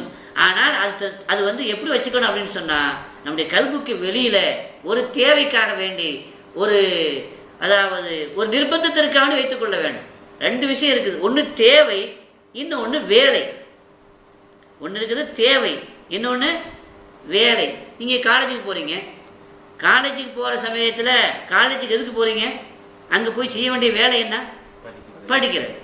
ஆனால் காலேஜுக்கு நீங்கள் போய் படிக்கிற சமயத்தில் உங்களுக்கு 10வது போக வேண்டிய தேவை வரலாம்ல? போகக்கூடாதுன்னு சொல்லுவாங்க யாரும். நீ இப்போ நீ படிக்க வந்திருக்கிற, அந்த வேலையை தான் நீ பார்க்கணும். 10வதுலாம் போகக்கூடாதுன்னு சொன்னால் அப்போ அந்த கிளாஸ் ரூமே 10வதாக மாறிடும் இல்லையா? அப்போ யாரும் தடுக்க மாட்டாங்க. இன்னும் சொல்லப்போனால் எல்லா காலேஜுகளிலும் எல்லா ஸ்கூல்லையும் படிக்கக்கூடிய வகுப்பறை, கிளாஸ் ரூம் இருக்கிற மாதிரி எதுவும் இருக்குது. 10வது இருக்கத்தான் செய்யுது. ஆனால் நமக்கு தேவையா வேலையா? 10வது போகிறது தேவையா வேலையா? தேவை தான். நம்முடைய வேலை என்ன? படிக்கிறது நம்முடைய வேலை. இப்போ நீங்கள் காலேஜுக்கு போய் அல்லது படிக்கிறதுக்காண்டி ஸ்கூலுக்கு போய் ஃபுல்லாக 10வதுலேயே இருந்தீங்கன்னு சொன்னால் அது நியாயமா? அது முறையானதா? அதே மாதிரி தான் இந்த உலகத்தில் நமக்கு வேலையும் இருக்குது, தேவையும் இருக்குது. நம்முடைய வேலை என்ன? ஒமா கலகுத்துல் ஜின்ன ஒலின்ஸ இல்லா லியஅபுதூன். மனிதர்களையும் ஜின்களையும் நான் அல்லாஹ்வை வணங்குவதற்காக வேண்டித்தான் படைத்திருக்கிறேன். நம்முடைய வேலை என்ன? இபாதத் செய்வது, வணங்குவது, வழிபடுவது. ஆனால் நம்முடைய தேவை என்ன? சாப்பிட்றது, குடிக்கிறது, பாத்ரூம் போகிறது, கல்யாணம் பண்ணுறது, பிள்ளைகள் பெறுறது, இதெல்லாம் நம்முடைய தேவையா வேலையா? இந்த வேலைக்கு நம்ம வரல, இந்த வேலைக்காக வேண்டி நம்மளை அல்லாஹ் படைக்கலை, இந்த வேலைக்காக வேண்டி அதை நம்மளை அனுப்பலை. அப்படின்னு நமக்கு மிருகத்துக்கு என்ன வித்தியாசம் இருக்குது? அதுவும் சாப்பிடுது, குடிக்குது, குழந்தை பெறுது, தூங்குது. அதே வேலை நம்மளும் செய்கிறோம். நமக்கு அதுக்கு வித்தியாசம் வேணுமா வேண்டாமா? வித்தியாசம் இருக்குதா இல்லையா? நாம் சிறந்தவர்களா இல்லையா? உயர்ந்தவர்களா இல்லையா? வழக்கத்து கர்ரம்னா பனி ஆதம், ஆதமுடைய மக்களை நாம் சிறப்பாக்கி இருக்கிறோம், மேன்மையாக்கி இருக்கிறோம் என்று அல்லாஹ் சொல்கிறான். அப்போ நாம் நமக்குன்னு சில வேலைகள் இருக்குது. ஆஃபீஸுக்கு போனால் நமக்கு ஆஃபீஸ் வேலையை பார்க்கணும், தேவைப்பட்ட டீ குடிச்சிக்கலாம், அது ஒரு தேவை. அதுக்காண்டி ஆஃபீஸில் போய் ஆஃபீஸ் வேலையே பார்க்காம ஒரே டீயை குடிச்சிக்கிட்டு இருந்தா, கேன்டீனில் போய் அடுத்து ஆஃபீஸ் ரூம்லேயே டீயை குடிச்சிக்கிட்டு இருந்தா, ஒரே ஏதாவது உட்கார வர வச்சு சாப்பிட்டுக்கிட்டே இருந்தா, ஆஃபீஸில் நம்மளை வச்சுருப்பானா போக சொல்லுவானா, வீட்டுக்கு போகணும்னு சொல்லிடுவான். உன் வேலையை நீங்கள் செய்யலை. உனக்கு சம்பளம் கொடுக்கறது டீ குடிக்கிறதுக்கு அல்ல, உனக்கு சம்பளம் கொடுக்கறது 10வது போடுறதுக்கு அல்ல, உனக்கு சம்பளம் கம்பெனி வேலையை பார்க்குறதுக்கு. ஆனால் 10வது போடுறதை எந்த கம்பெனியும் தடுக்காது, டீ குடிக்கிறதையும் எந்த கம்பெனியும் தடுக்காது, சாப்பிட்றதையும் எதுவும் தடுக்காது. ஏன்னா எப்போ தடுக்கும்? தேவையை வேலையாக ஆயிடுச்சுன்னா தடுத்துரும். அதே போல் இந்த உலகத்தில் நம்முடைய வேலை என்ன? அமல் செய்வது, சாலிஹான நற்கர்மங்கள் செய்வது, நல்ல சேவைகள் செய்வது, அல்லாஹை வணங்கி வழிபடுவது, அதுதான் நம்முடைய வேலை. ஆனாலும் கூட நம்முடைய தேவைகளுக்கு அல்லாஹ் சில அனுமதி கொடுத்துருக்கிறான். ஆனால் நீங்கள் யோசனை பண்ணி பாருங்கள் தம்பி, நீங்கள் யோசனை பண்ணி பாருங்கள், 24 மணி நேரத்தில் எது வேலையோ அதுக்கு நம்ம எவ்வளோ நேரம் கொடுக்குறோம், எது தேவையோ அதுக்கு எவ்வளோ நேரம் கொடுக்குறோம்.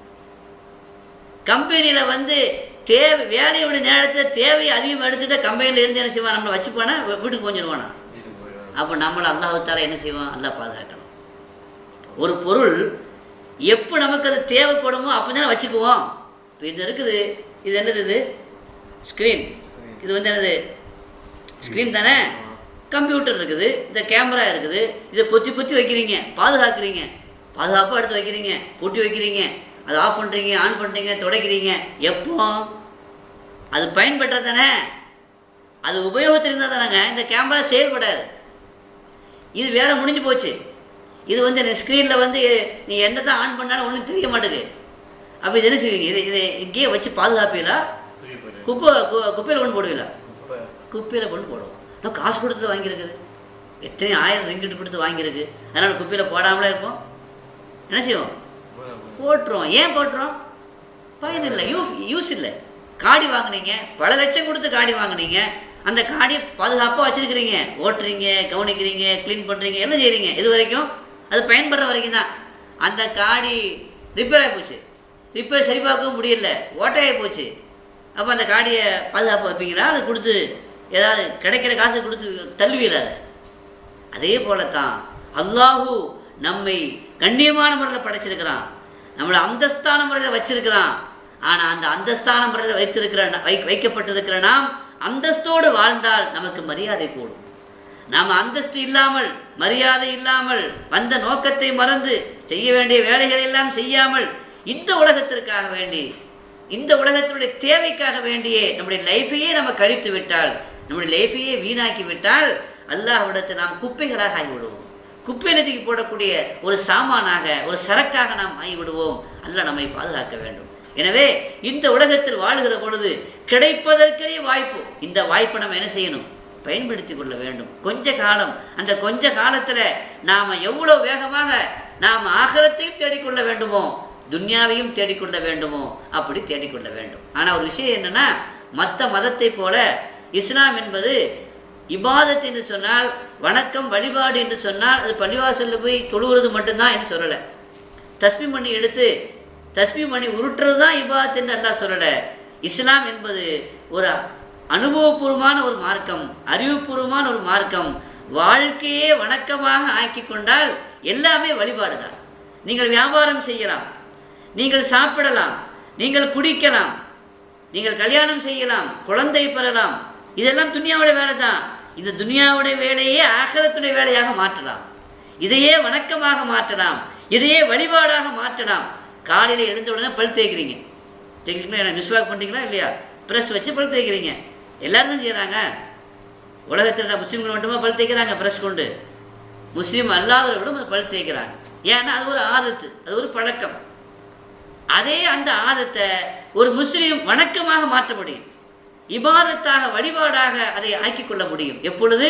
கண்மணி நாயகம் ஸல்லல்லாஹு அலைஹி வஸல்லம் இதை செய்திருக்கிறார்கள், இப்படி செய்ய சொல்லி இருக்கிறார்கள். அது ஒரு சுன்னத்து என்ற உணர்வோடு, அந்த நியத்தோடு அந்த மிஸ்வாக்கு செய்தால், அந்த பிரஷை கொண்டு நீங்கள் சுத்தம் செய்தால், அந்த ஆதத்து எப்படி மாறிடும்? எப்படி மாறிடும்? இபாதத்தாக மாறிடும், சுன்னத்தாக மாறிடும். தூங்க போறீங்க, தூக்கம் என்பது நம்முடைய வசதிக்காக வேண்டி, உடல் நலத்துக்காக வேண்டி தூங்குறோம். அதே தூக்கத்தை ரசூலுல்லாஹி ஸல்லல்லாஹு அலைஹி வஸல்லம் எப்படி தூங்கினார்களோ அப்படி தூங்கினார். தூங்குவதற்கு முன்பாக என்ன சொல்லிவிட்டு, எதை ஓதிவிட்டு தூங்க வேண்டுமோ அதை ஓதிவிட்டு தூங்கினார்.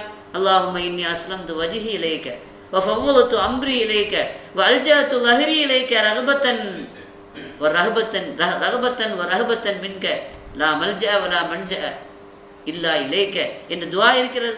குறைந்தபட்சம் அல்லாஹ் பிஸ்மிக அமூத்து வ அஹ்யா என்ற ஒரு துஆ இருக்கிறது. நாம் ஒதுவோடு பரிசுத்தமான நிலையில அந்த துஆக்களை ஓதி அந்த இறை நினைவோடு நாம் உறங்கினால் உறக்கம்தான். அது எப்படி ஆயிடுது? இபாதத்தாக மாறிவிடுகிறது. ஆனால் நாம் எப்படி தூங்குறோம்? டிவி பார்த்துட்டு தான் தூங்குறோம். டிவி பார்த்தா தான் தூக்கம் வருது அசத்துன்னு சொல்கிறோம். கடைசியில் வெளியில் போயிட்டு வந்த உடனே அவன் கடைசியாக செய்கிறது என்னது? டிவி ஆன் பண்ணிட்டு அப்படியே பார்த்துட்டு அப்படியே செய்தியை கேட்டுட்டு எதையாவது பார்த்துட்டு அப்படியே தூங்கிடும் இல்லையா? பகல் முழுவதும் துன்யாவில் இருந்தோம், அல்லாஹை மறந்திருந்தோம். ஆனால் படுக்க போகிற சமயத்தில் அல்லாஹ்வை நினைக்கிறோமா என்றால் அப்பொழுதும் டிவியை பார்த்து கொண்டு உலகத்தினுடைய செய்திகளை பேசிக்கொண்டு நாம் உறங்கி விடுகிறோம் என்றால் அது இபாதத்தாக மாறாது. கண்மணி நாயகம் ஸல்லல்லாஹு அலைஹி வஸல்லம் சொன்னாங்க, பரா இப்னு ஆசிப்ட்ட சொன்னாங்க, நீ படுக்கைக்கு செல்வதற்கு முன்பாக சுத்தமாக வுது செய்துவிட்டு வலது பக்கமாக சாய்ந்து இந்த அல்லாஹும்ம இன்னி அஸ்லம்து வஜ்ஹி இலைக்க ஃபவ்வத்து அம்ரி இலைக்க துஆ ஓதி லா மல்ஜா வலா மன்ஜா மின்க இல்லா இலைக் அல்லாஹும்ம இன்னி ஆமந்து பி கிதாபிக்கல்லதி அன்ஸல்த வபி நபியிக்கல்லதி அர்ஸல்த என்ற இந்த துஆவினை ஓதிட்டு படுத்தால் அந்த நிலையில ஒருவேளை உனக்கு மரணம் வந்தாலும் ஈமானோடு நீ மூத்தா போவா என்று சொன்னார். ஈமானோடு நல்ல முடிவு உனக்கு ஏற்படும் என்று சொன்னார்கள். உறக்கம் எல்லாம் இபாதத்தாக மாறிவிடுகிறது. ஆக இந்த உலகத்திலேயே 2 in 1 அப்படின்னு சொல்றாங்களா இல்லையா? நீங்க எந்த உலகத்திற்காக வேண்டி செய்யக்கூடிய தேவைகளை நிறைவேற்றிக் கொள்ளலாம், சம்பாத்தியம் பண்ணலாம், காசு சம்பாதிக்கலாம், வியாபாரம் செய்யலாம், கம்பெனிக்கு போகலாம், கடைக்கு போகலாம். ஆனால் ஹலால் ஹராமை பேணி நீங்கள் செய்ய வேண்டும். ஹலாலான சம்பாத்தியமாக இருக்க வேண்டும், ஹராமான சம்பாத்தியங்களை தவிர்க்க வேண்டும். அப்படி ஹலால் ஹராமை பேணி நீங்கள் வியாபாரம் செய்தால், நீங்கள் அந்த வர்த்தகத்தை மேற்கொண்டால் அது உலகத்தினுடைய விஷயம்தான், இல்லை அது ஆகிரத்தின் விஷயமா மாறிடும். மனைவி இருக்கிறாங்க, மனைவிங்கிறவங்க துன்யாவுடைய நம்முடைய தேவைகளை நிறைவேற்றுறதுக்காண்டி உள்ளவங்க தான். ஆனால் மகான்கள் நமக்கு சொல்லித் தருவார்கள், சாலிஹான ஒரு பெண்மணி, சாலிஹான ஒரு மனைவி இருக்காளே, அவள் இந்த உலகத்தை சார்ந்தவளே அல்ல, அவள் ஆகிரத்தை சார்ந்தவள். ஏனென்றால் அவள் உனக்கு ஆகிரத்தினுடைய வாழ்க்கையினுடைய வெற்றிக்கு துணை செய்கிறாள், ஆகிரத்தில் நீ ஜெயம் பெறுவதற்கு துணையாக இருக்கிறாள். எனவே அவள் இந்த உலகத்தை சார்ந்தவர்களே அல்ல. எனவே இந்த உலகம் என்று சொல்கிறோமே, அந்த உலகத்தையே நாம் மறுமைக்காக வேண்டி மாற்றி எடுக்க முடியும். காட்டுக்கு போக வேண்டிய அவசியம் இல்லை, வீட்டை துறக்க வேண்டிய அவசியம் இல்லை. மனைவி மக்களை விட்டு காட்ட போய் தவம் இருந்தால் தான் அல்லாஹ் அடைய முடியும். இஸ்லாம் சொல்லவே இல்லை. மனைவி மக்களோடு இருந்து வியாபாரம் பண்ணி பிசினஸ்லேயே இருந்தால் கூட போதும். ஆனால் என்னங்க செய்யணும்? எப்படி வாழணும்? முஸ்லீமாக வாழ வேண்டும். முஸ்லீமாக நீங்கள் வாழ்ந்தால், நீங்கள் வியாபாரம் செஞ்சாலும் பரவாயில்லை, கம்பெனிக்கு போனாலும் பரவாயில்லை, ஸ்கூலுக்கு போனாலும் பரவாயில்லை, வீட்டில் இருந்தாலும் பரவாயில்லை, தூங்கினாலும் பரவாயில்லை, பேசினாலும் பரவாயில்லை, அது முஸ்லீமான நிலையில் நீங்கள் உங்கள் அந்த செயல்பாடுகளை அமைத்து கொண்டால் அது எப்படி ஆகிவிடுகிறது? இபாதாவாக மாறிவிடுகிறது. அல்லாஹ் குர்ஆனில் சொன்னால், யா அய்யுஹல்லதீன ஆமனூ, ஈமான் கொண்டவர்களே, இத்தகுல்லா, அல்லாஹ் பயந்து கொள்ளுங்கள், வலா தமூதுன்ன இல்லா வஅன்தும் முஸ்லிமூன், நீங்கள் முஸ்லீமாக தவிர மரணிக்கக்கூடாது என்று அல்லாஹ் சொன்னான். நாம் முஸ்லீமாக பிறந்திருக்கிறோம், முஸ்லீமாக வாழ்ந்து கொண்டிருக்கிறோம். ஆனால் மரணம் நம்ம கையில் இருக்குது. மரணம் எப்பொழுது வரும், எந்த நேரத்தில் வரும், எந்த நிலையில் வரும், நம்ம கண்ட்ரோல்லையா இருக்குது? நம்ம கண்ட்ரோலில் இல்லை. எப்பவும் வரலாம், யாருக்கும் வரலாம், எந்த நிலையிலும் வரலாம். அல்லாஹ் சொல்கிறான், முஸ்லீமாக இருக்கும் நிலையில்தான் மரணம் உங்களுக்கு வர வேண்டும். நம்ம கண்ட்ரோலில் இல்லாத ஒன்று எப்படி எல்லாம் கட்டளையிடுறான்? ஏன் அப்படி எல்லாம் சொல்கிறான் அப்படின்னா, முடியும். முஸ்லீமாக இருக்கும் நிலையில் நீங்கள் மூத்தாக வேண்டும் என்றால் அதுக்கு ஒரு வழி இருக்குது. அது என்ன வழி? முஸ்லீமாக வாழ வேண்டும். நீங்கள் முஸ்லீமாகவே வாழ்ந்தால் மரணம் எப்படி வரும்? முஸ்லீமாக இருக்கும் பொழுதே மரணம் வரும். ரசூலுல்லாஹி ஸல்லல்லாஹு அலைஹி வஸல்லம் சொன்னாங்க, தமூதூன கமா தஹ்யவுன, நீங்கள் எப்படி வாழ்கின்றீர்களோ அப்படித்தான் மரணிப்பீர்கள். ஒ துஹ்ஷரூன கமா தமூதூன, நீங்கள் எப்படி மரணிக்கின்றீர்களோ அப்படித்தான் எழுப்பப்படுவீர்கள். முஸ்லீமாக வாழ்ந்தால், அல்லாஹ்வுடைய நினைவோடு வாழ்ந்தால், ஹலால் ஹராமை பேணி வாழ்ந்தால், மார்க்க உணர்வோடு வாழ்ந்தால், நல்ல நிலையில் ஈமானோடு நல்ல முடிவு ஏற்படும்.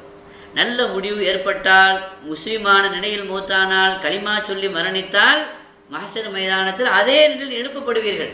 ஹதீஸில் வருது, நாளை ஒரு மூமின் தல்பியாவுடைய நிலையில எழும்புவார். அவர் எஹராமுடைய காலத்தில் எஹராம் கட்டி இருக்கும் பொழுது, ஹஜ்ஜுக்கோ உம்ராவுக்கோ எஹராம் கட்டி இருக்கும் பொழுது அவர் வஃபாத் ஆகிவிட்டால் அந்த நிலையில் வஃபாத்தானார். எனவே எந்த நிலையில் வஃபாத்தானாரோ அதே நிலையில் மஹ்ஷரில் எழுப்பப்படுவார். அவர் மஹ்ஷர் மைதானத்தில் வந்த உடனே லப்பைக் அல்லாஹும்ம லப்பைக் என்று சொல்லுவார். மலக்குமார் சொல்லுவாங்க, இது எப்போ அங்கேனப்பா லப்பைக்கு? இது மஹ்ஷர் மைதானம், அரஃபா மைதானம் இல்லையா? இது அரஃபா மைதானம் இல்லை, இது மஹ்ஷர் மைதானம். ஏன்னா அப்படியே மூத்தாயிருக்கிறாரு, அப்படியே எழுந்திருக்கிறார் இல்லையா? அப்போ அந்த நிலை கபூரில் கொண்டு போய் வைக்கப்படுது. கபூரில் கொண்டு போய் வைக்க உடனே ஹதீஸில் வருது, முன்கண்ணைக்கு வந்து கேள்வி கேட்பார், மன் ரப்புக்க, ரப்பு யாரு, மன் நபியுக்க, நபி யார் கேள்வி கேட்பாங்க. அந்த கேள்விக்கு பதில் சொல்லணும். எப்படி பதில் சொல்றது? ஹதீஸில் வருது, நல்லவர்களாக இருந்தால் அந்த கபூரில் சூரியன் மறையிற மாதிரி காட்டப்படும். சூரியன் மறையிற மாதிரி காட்டப்படும். சூரியன் மறையிற மாதிரி காட்டும் பொழுது அந்த நல்லடியார் சொல்லுவாராம், தஊனி உஸல்லி, என்னை விடுங்கள், நான் அஸ்ர தொழ வேண்டும், சூரியன் மறையப் போகிறது, கலாவாகிவிடும், நான் தொழ வேண்டும் என்று சொல்லுவாராம். யாரு? கபூரில் மையிட்டு சொல்லும், எனது அஸ்ர தொழணுமா, கலாவாயிடுமா, நீ எங்கப்பா இருக்கிற? அப்படிதான் அவங்க சொல்லுவாங்க, இது கபூர். கபூரில் போயும் கூட தொழுக. யாருக்கு இது வரும்? மூமின் இருந்தால் மட்டும் போதாது, தொழுகையாளியாக இருக்க வேண்டும். எங்கே போனாலும் எங்கே வந்தாலும் தொழணுமே அதே உணர்வோடு ஒழுங்காக அதை கடைபிடிக்கும் பொழுது அவர் கபூரில் போனால் கூட என்ன சிந்தனை வருது? தொழுகை தான் வருது, அனுசரித்து தான் வருது. நாம் வெற்றி பெற வேண்டும் என்று சொன்னால் நம்முடைய வாழ்க்கை எப்படி இருக்கிறதோ அப்படித்தான் முடிவு அமையும். எங்கேயும் உதாரணத்துக்கு போக தேவையில்லை. ஒரு வாரத்துக்கு முன்னாடி இதே கேஎல்ல கோலாலம்பூரில் ஒரு மௌத்து நடந்துச்சு. நீ கேள்விப்பட்டிருக்கலாம். நம்ம சிட்டி ஒன் பிளாஸா இருக்குது, அந்த பிளாஸாவில் ஒரு மௌத்து வந்துச்சு. அது வந்து ஊர்லேருந்து வந்தவர், சென்னையில் ஒரு வியாபாரி. வியாபாரத்துக்கு அடிக்கிட்டு வருவார் போவார், ஒரு வயசான ஆள். ஆனால் அவர் எப்படி வஃபாத்தானார்? சுஜூது நிலையில் மூத்தானார். அவருக்கு மகரிப் நேரத்தில் நெஞ்சொலி மாதிரி இருந்திருக்குது, கொஞ்சம் மருந்து சாப்பிட்டுட்டு, ஆனால் இஷாவுக்கு போயிட்டார். அவர் இஷாவுக்கு போய் தொழுதுருக்கிறாரு ஜமாத்தில், ஃபர்தானத்துறை ஜமாத்தோடு தொழுகிறாரு, சுஜூதுலேயே மூத்தாயிட்டார். யாரும் கவனிக்கலை. சுமரான சுஜூதுக்கு என்ன பார்த்தா அவன் பார்த்துட்டார். அப்போ சுஜூது நிலையில் அவருக்கு மரணம் ஏன் சம்பவித்தது? அவர் வியாபாரம் தான் எத்தனைக்கும். துன்யாவை திறந்து விட்டு உலகத்தை விட்டு அவர் தனியாக தீவில் போய் வாழலை. உலகத்தோடு மக்களோடு அவர் சேர்ந்து தான் வாழ்ந்தார், வியாபாரம் செய்தார். ஆனாலும் கூட அவர் எப்படிப்பட்டவராக இருந்திருக்க வேண்டும்? இப்படி மரணம் வர வேண்டும் என்றால் அல்லாஹ் சில பேரை புகழ்கிறான், பாராட்டுகிறான். ரிஜாலுன் லா துல்ஹீஹிம் திஜாரத்துன் வலா பைஉன். சில மனிதர்கள் இருக்கிறார்கள், சில புருஷர்கள் இருக்கிறார்கள், அவர்களை வியாபாரம் செய்வதோ கொடுக்கல் வாங்கல் செய்வதோ எந்த ஒன்றும், அவருடைய எந்த வேலையும் அவர்களுக்கு தடுக்காது. எதை தடுக்காது? திக்ரில்லா, அல்லாஹ் திக்ர் செய்வதை விட்டும் தடுக்காது. வலா இகாமிஸ் ஸலா, தொழுகையை நிலைநாட்டுவதை விட்டும் தடுக்காது. ஜக்காத் கொடுப்பதை விட்டும் தடுக்காது. அவர்கள் அச்சமற்று இருப்பார்கள். கியாமத்து நாளையில் எல்லோரும் பீதியோடு இருப்பார்கள், பயத்தோடு இருப்பார்கள். இவர்கள் அச்சமில்லாமல் இருப்பார்கள். ஏன்? அவர்கள் எப்படி வாழ்ந்தார்கள்? வியாபாரம் செய்தாலும் குடும்பத்தில் இருந்தாலும் அல்லாஹ்வுடைய திக்ரோடு வாழ்ந்தார்கள், அல்லாஹ்வுடைய கடமைகளை சரியாக நிறைவேற்றினார்கள், ஹலால் ஹராமை பேணினார்கள். எனவே இவர்களை பொறுத்த வரைக்கும் இவர்கள் செய்யக்கூடிய வியாபாரமும் இபாதத்து தான். இவர்கள் செய்யக்கூடிய ஒவ்வொரு வேலையும், இவருடைய அங்க அசைவுகள் அத்தனையும் இபாதத்தாக, வணக்க வழிபாடாக மாறிவிடுகிறது. எனவே இந்த உலகத்தை நாம் வாழ்கிற பொழுது அப்படி வாழ வேண்டும். வித்தியாசமாக வாழ்ந்தா, இதுக்கு மாற்றமாக வாழ்ந்தா, ரசூலுல்லாஹி ஸல்லல்லாஹு அலைஹி வஸல்லம் சொன்னாங்க, எப்படி வாழ்கிறீர்களோ அப்படித்தான் மரணம் வரும். முஸ்லீமாக வாழ்ந்தால் முஸ்லீமாக மரணம் வரும். இஸ்லாத்திற்கு விரோதமாக வாழ்ந்தால் எப்படி மரணம் வரும்? அல்லாஹ் பாதுகாக்க வேண்டும். லா யஸ்னி ஸானி ஹீன யஸ்னி வஹுவ மூமினுன். ஒரு விபச்சாரம் செய்யும் பொழுது மூமினாக இருக்க மாட்டான். அல்லாஹ் பாதுகாக்க வேண்டும். அந்த நேரத்தில் மரணம் வந்தால் எப்படி மரணிப்பான்? மூமினாக இல்லாத நிலையில் மரணிப்பான் இல்லையா? லா யஷ்ரபு ஷாரிபு ஹீன யஷ்ரிபு. குடிகாரன் குடிக்கும் பொழுது வஹுவ மூமினுன், மூமினாக இருக்கும் பொழுது குடிக்க மாட்டான். மது குடிக்கிறானா இல்லையா? மது வருந்துகிறானா இல்லையா? அவன் ஈமானுடைய நிலையிலே குடிக்க மாட்டான்னு சொல்கிறார்கள். அப்படி என்றால் குடிக்கிற சமயத்தில் ஈமான் அவனை விட்டு விலகி விடுகிறது. மௌத் அந்த நேரத்தில் வந்தால் ஈமான் இல்லாமல் மரணிக்கக்கூடிய துர்பாக்கியம் ஏற்படுகிறது. அல்லாஹ் பாதுகாக்க வேண்டும். ஒரு பெண்மணி இருந்தாங்க ஊரில், இங்கே இல்லை ஊரில். எப்போ பார்த்தாலும் சினிமாவுக்கு போய் சினிமா பார்க்குறது தான் வேலை. எதை செய்தாலும் அதை விட்டுறதில்லை. டெய்லி அல்லது ஒரு நாள் விட்டு சினிமா பார்க்காம இருக்க மாட்டாங்க. அவர் புருஷன் திருச்சியில் வேலை செய்தார். அவர் ஊருக்கு வருவார். எப்போலாம் ஊருக்கு வர்றாரோ அப்படின்னா வீடு பூட்டி தான் கிடக்கும். ஏன்னா யாருமே அவங்க தான் இருக்கணும். அவங்க ஒரே ஒரு மகன் தான். அந்த மகனுக்கு வச்ச பேர் எம்ஜிஆர். பையனுக்கு வச்ச பேர் எம்ஜிஆர். ஏன்னா எல்லாமே சினிமாவோட தொடர்பு தான். என் புருஷன் எம்ஜிஆர்மா இருக்கிறாருப்பா, உதாரணம் கூட அப்படி தான் போகுது. அப்போ புருஷனே வந்து பக்கத்து வீட்டை சாய் வாங்கி வீட்டுக்கு இருப்பார். அவருக்கு தெரியும் போயிருக்கிறாங்க அப்படின்னு. அவர் கூட ஒரு தடவை வேகப்பட்டு கோவப்பட்டு சொன்னாராம், எப்போ பார்த்தா சினிமா தேட்டத்தானே நீ போகிற, உனக்கு மரணம் கூட அங்கே தாண்டே வரும் அப்படின்னு சொன்னாராம். ஆனால் ஒரு நாள் அந்த மாதிரி நடந்துச்சு. அந்த பெண்மணி தேட்டருக்கு போகிறாங்க. படமாக நடந்த சம்பவம், கற்பனையோ அல்லது உண்டாக்கி சொன்ன செய்தியா இல்லை. ஊர் பேரை மட்டும் கேட்காதீங்கன்னு சொல்லலை. ஆனால் உண்மை தெரியும். எனக்கு அந்த அம்மாவும் தெரியும், அந்த புருஷனையும் தெரியும், எனக்கு அந்த எம்ஜிஆருங்கிற பையனே எனக்கு தெரியும், பேர் வச்சுருக்கிற பையனை. அதாவது சினிமா தேட்டருக்கு போகிறாங்க. அந்த தெரு நீளமாக முஸ்லீம்களெல்லாம் நிறைந்து வாழக்கூடிய ஒரு ஊர் தான் அது. எல்லாம் முஸ்லீம்களோட வீடு. அந்த தெரு நீள போகிறாங்க. தேட்டருக்கு அந்த தெருவினுடைய எண்ட தேட்டர் இருக்குது. கொஞ்சம் நேரத்துக்கு நெஞ்சு வலிச்சிருக்கு அந்த அம்மா. அல்லாஹ் சில சமயத்தில் சில சமிக்கைகளை கொடுக்குறான், உணரணுமா இல்லையா? அப்போ நெஞ்சு வலி வந்த உடனே ஒரு வீட்டு திரையில் உட்காடுறாங்க, தண்ணி கொடுப்பான்னு கேட்குறாங்க வீட்டில். அந்த வீட்டில் என்னம்மா ஒரு மாதிரியாக இருக்குது, நெஞ்சு கறிக்குது, தண்ணி குடித்தான். அந்த அம்மாவுக்கு தெரியும், ஏன்னா வாடிக்கை அந்த பெண்ணு இந்த வழியாக எங்கே போகும், தியேட்டருக்கு போகக்கூடிய பெண்ணுன்னு தெரியும். அப்போ இன்றைக்கி ஒரு மாதிரியாக இருக்குதுன்னு சொல்கிறியே, வீட்டை பார்த்து போ, ஏன் கிழக்க பார்த்து போகிறேன், மேக்க பார்த்து போன்னு சொல்லி அந்த அம்மா சொல்லியிருக்குது. இது சரியாயிடுச்சு, எனக்கு பரவாயில்லன்னு பழையபடி போயிட்டான். எங்கே சினிமா தியேட்டர். இன்னும் கொஞ்சம் நேரம் வந்த பிறகு கொஞ்சம் இடங்களை கடந்த பிறகு பழையபடி நெஞ்சு வலி வந்திருக்குது. மீண்டும் ஒரு வீட்டில் உட்காந்து தண்ணி வாங்கி குடிக்கிறாங்க. அந்த வீட்டு அம்மாவும், ஏமா அந்த நேரத்தில் எங்கே போகிறேன், அங்கே போ, வீட்டுக்கு போன்னு சொல்ல, இல்லை இல்லை எனக்கு சரியாயிடுச்சு. மீண்டும் தன் பயணத்தை, லட்சிய பயணத்தை அவள் தொடர்ந்தாள். போயிட்டே இருக்கிறா. இன்னும் 3வது தடவை அல்லாஹ்வுத்தாலா உணர்த்துறான். 3வது நெஞ்சு வலி வருது, மாதிரியாக இருக்குது. 3வது வீட்டில் உட்காந்து தண்ணி குடிச்சிட்டு அங்கே கொஞ்சம் ஆசுவாசப்படுத்திக்கிட்டு, தன்னை நிதானப்படுத்திக்கிட்டு, பழைய இப்போமாவது புத்தி வர வேண்டாமா, வீட்டுக்கு போக வேண்டாமா? வராது, புத்தி வராது. ஏன்னா ரசூலுல்லாஹ் சொல்லுகிறாங்க, எப்படி வாழ்கிறாயோ அப்படித்தான் மரணம் வரும். அந்த ஹதீஸ் உண்மையாக வேண்டும் அல்லவா? 3வது முறையும் தண்ணீரை குடித்து தன்னை ஆசுவாசப்படுத்தி கொண்டு அந்த பெண்மணி எங்கே தான் போனா? சினிமா தேட்டர் தான் போனா. சினிமா பார்த்து கொண்டே இருந்தா. பார்த்து கொண்டே இருக்கிற பொழுது மூத்து வந்துவிட்டு மூத்தாயிட்டான். சங்கையான முறையில், அதாவது நடத்தப்பட வேண்டிய பெண்ணு குப்பை வண்டி இருக்குல்ல, இப்போ சினிமா தேட்டர் பார்த்தானா எந்த வண்டியை கொண்டு நம்மளை வீட்டை கொண்டு சேர்ப்பான்? குப்பை வண்டி இருக்குமா இல்லையா? அந்த வண்டியில் ஜனாசாவை போட்டு நீளமாக வீட்டில் கொண்டு போட்டாங்க. நான் எதற்காக சொல்கிறேன்? அப்போ அல்லாஹ்வை மறந்த நிலையில் வாழ்ந்தால் அந்த பெண்மணி சதாவும் சினிமா தியேட்டரிலேயே அவள் இருந்தாள், பார்த்தாள், சினிமாவை பார்த்து கொண்டே இருந்தாள். மூத்தும் அப்படி வந்து விடுகிறது. சுஜூதிலேயும் மரணித்தாள் இந்த வியாபாரி. ஆனால் அந்த பெண்மணி சினிமாவிலேயே மூழ்கிருந்த காரணத்தினால மரணமும் சினிமா தியேட்டரில் வந்துச்சுன்னு சொன்னால், அப்போ சரதாரசன் சொல்கிறாங்க, எப்படி சொல்கிறாங்க?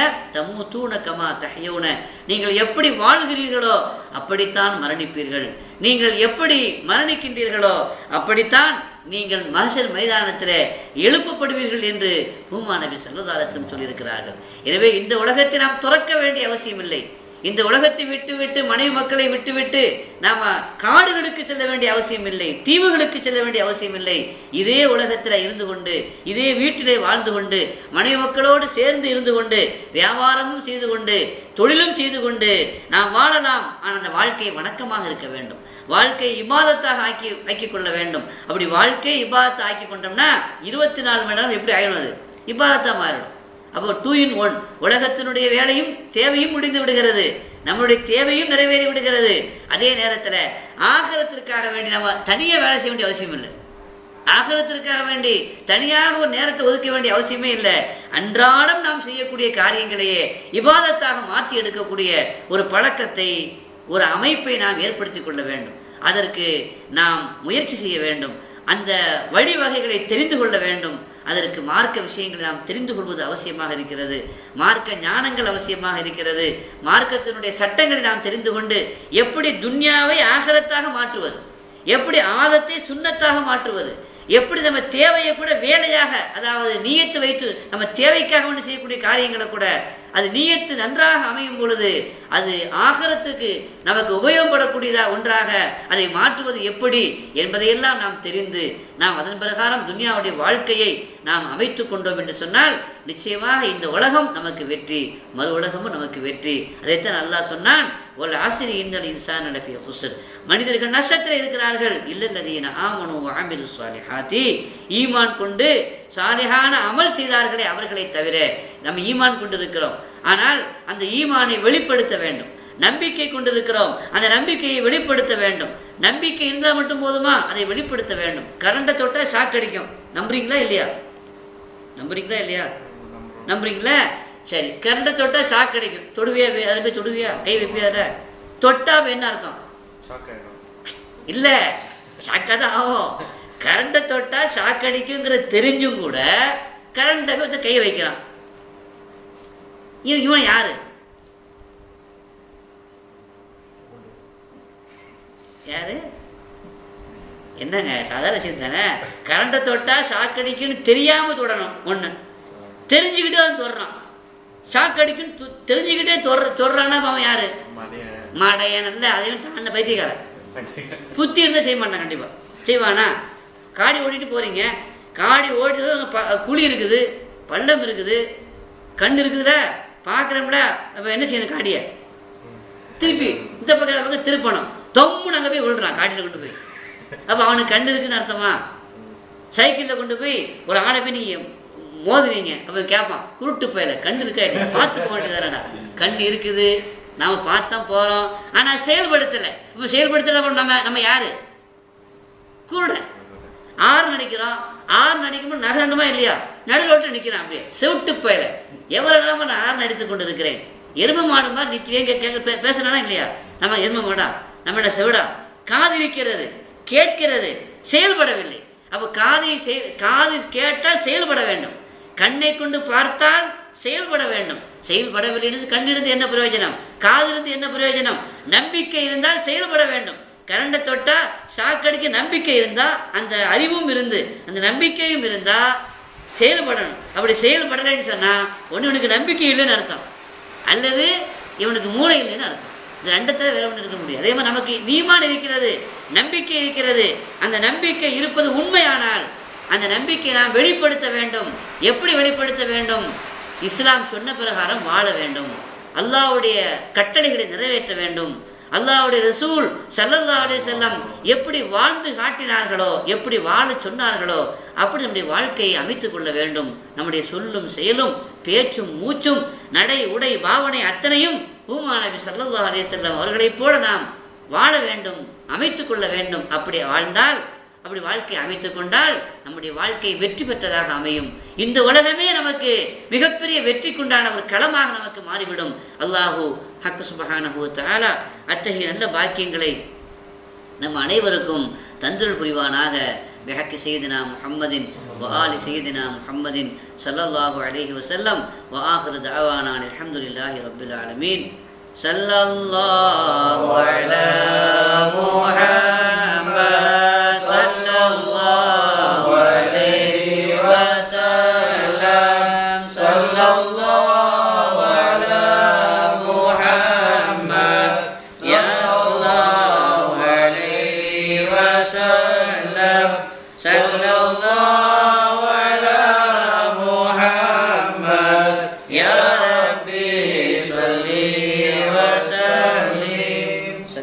الأنبياء والمرسلين والحمد لله.